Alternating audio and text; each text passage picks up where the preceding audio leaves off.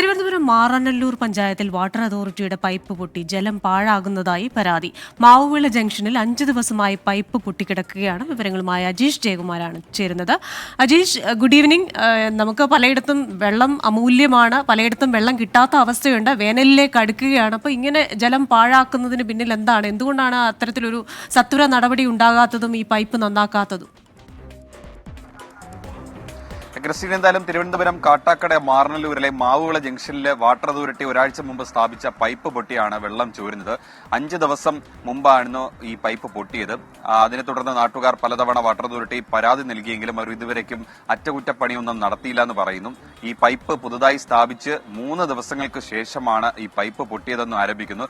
ഇവർ കൃത്യമായിട്ടല്ല ഈ പൈപ്പ് സ്ഥാപിച്ചതെന്നും നാട്ടുകാർ ആരോപിക്കുന്നുണ്ട്. ഈ മാവുവിള ഭാഗത്ത് ഏതാണ്ട് 100 മുതൽ 300 കുടുംബങ്ങൾ വരെ താമസിക്കുന്നുണ്ട്. ഇവരെല്ലാം ഈ വാട്ടർ അതോറിറ്റിയുടെ പൈപ്പിനെയാണ് ആശ്രയിക്കുന്നത്.